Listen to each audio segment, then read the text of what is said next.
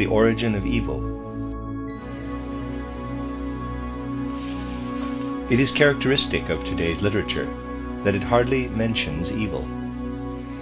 Materialism may appear to have explanations for suffering, illness, and death, but does not concern itself with evil. In the animal kingdom, one can speak of ferocity and cruelty, but one cannot apply the concept of evil to animals. Evil is confined to the human kingdom. But modern natural science tries to derive knowledge of human beings from investigations of animals, and as all differences are glossed over, evil is ignored. One has to enter deeply into human characteristics in order to discover the origin of evil. One must, above all, recognize that humanity constitutes a kingdom by itself. Let us now consider this issue in the light of spiritual science. There exists a primordial human wisdom that penetrates beneath the surface to the essence of things. It used to be preserved within narrow circles, to which no one was admitted except after strict tests. The guardian of the wisdom had to be convinced that the one seeking entry would only use the knowledge for selfless purposes.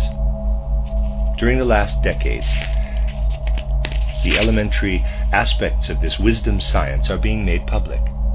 There are certain reasons why this is happening. It will increasingly flow into everyday life. We are at the beginning of this development. But what is the connection between human beings' essential nature and evil? Various attempts have been made to explain evil. Some say that there is no evil as such, only an absence of good. Evil is supposed to be the lowest degree of good. Others say that just as good is an original force, so is evil. The Persian legend of Ormuzd and Ahriman emphasizes this view more especially.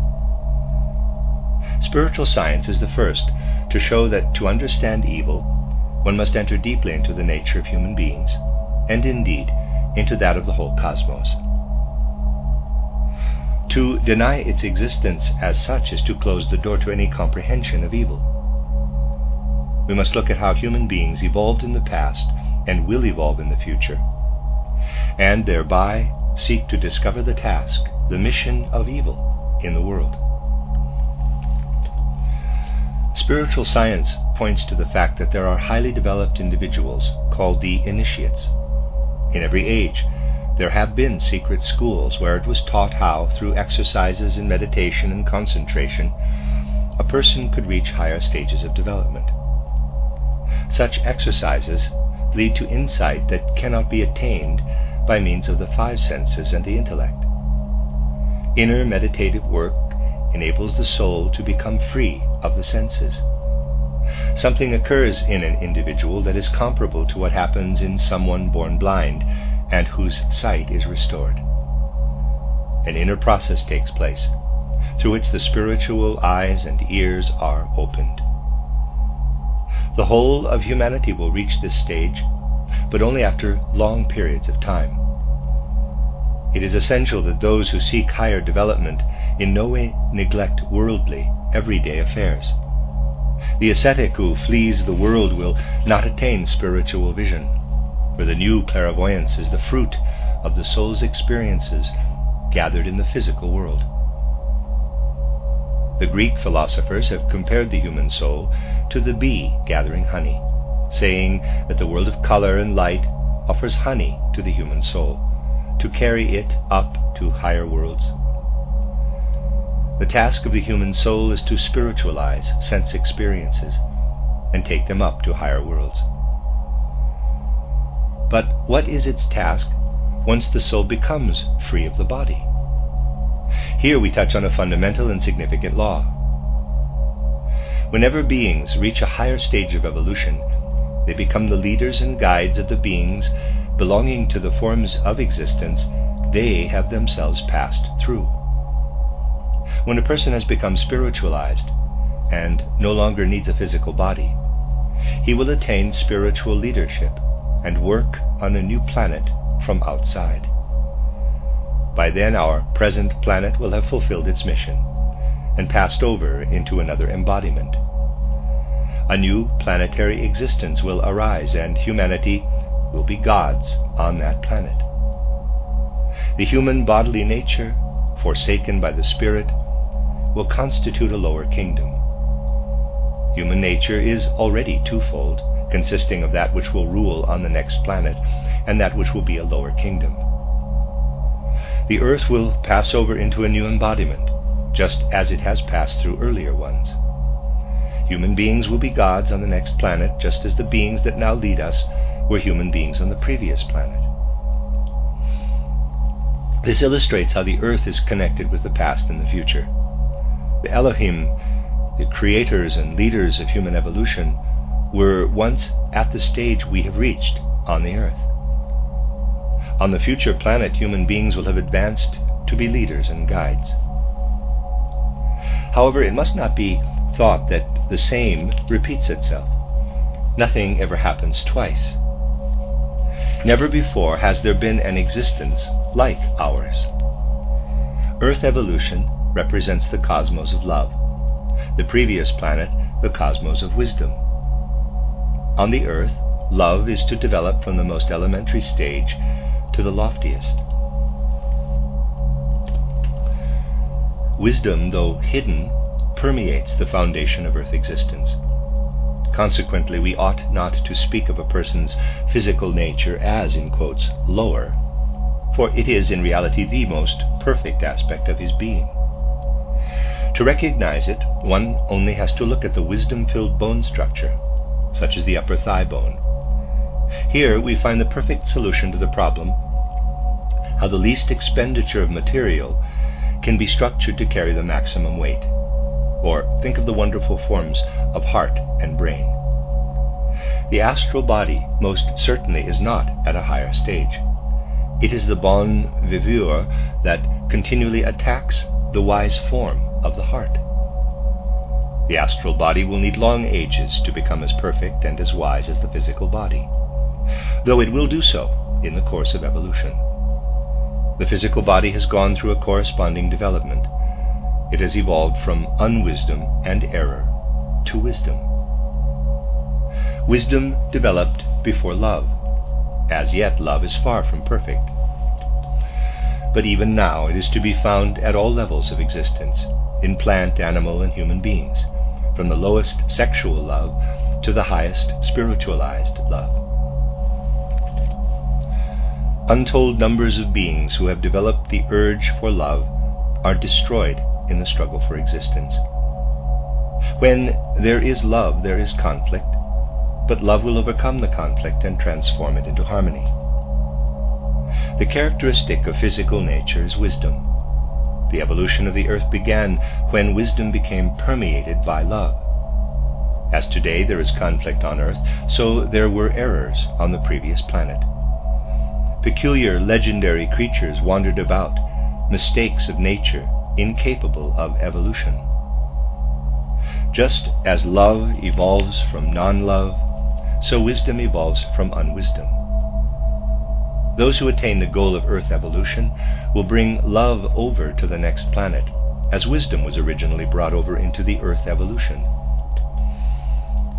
Earthly humanity looks up to the gods as bringers of wisdom.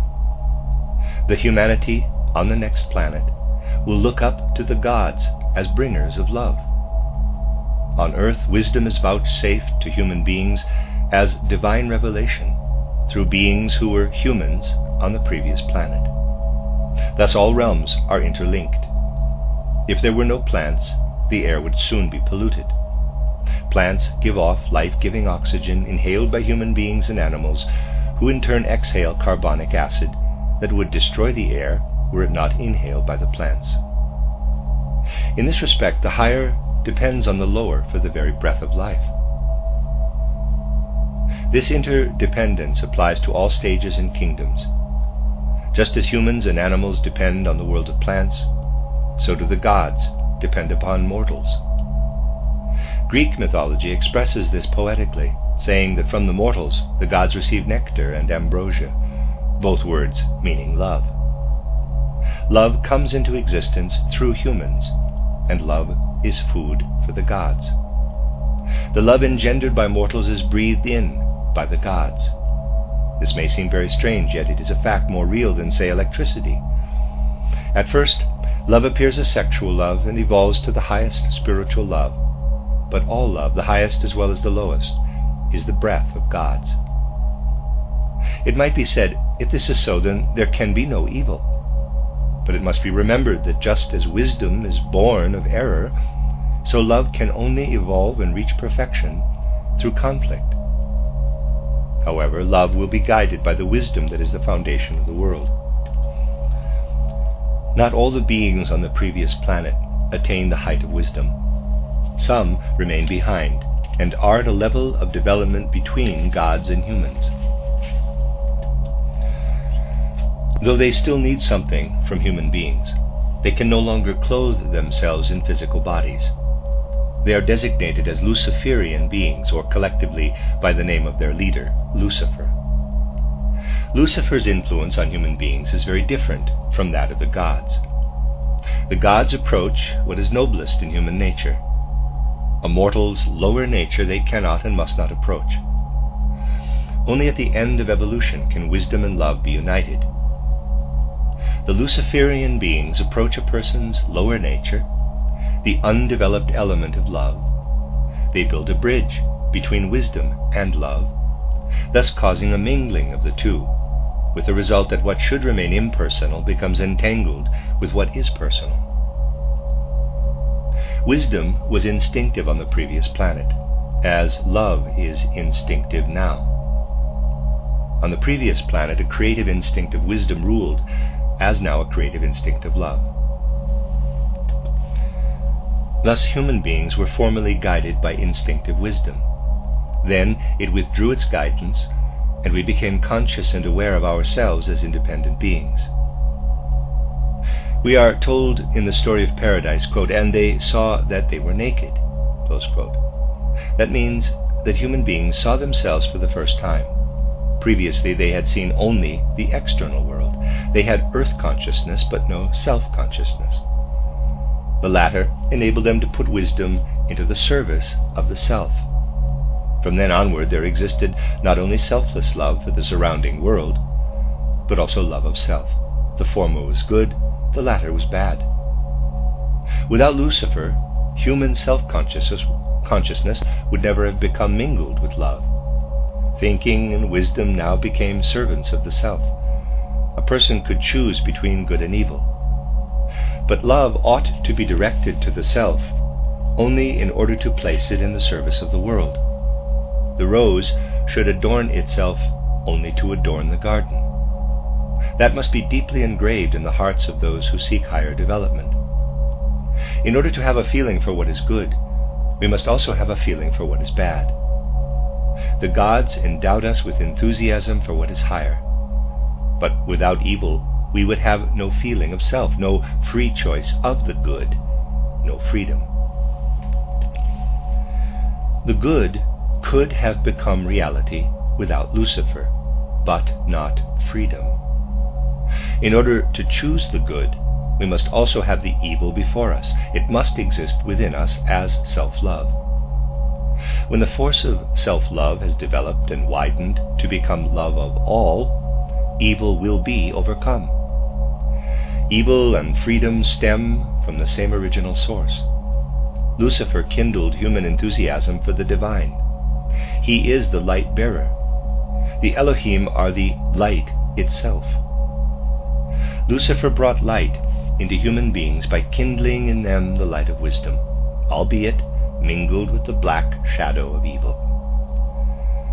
The wisdom Lucifer brings is shrunken and blemished, but it penetrates into mortals. He brings external science that serves egoism. That is why selflessness in regard to knowledge is demanded of the esoteric student.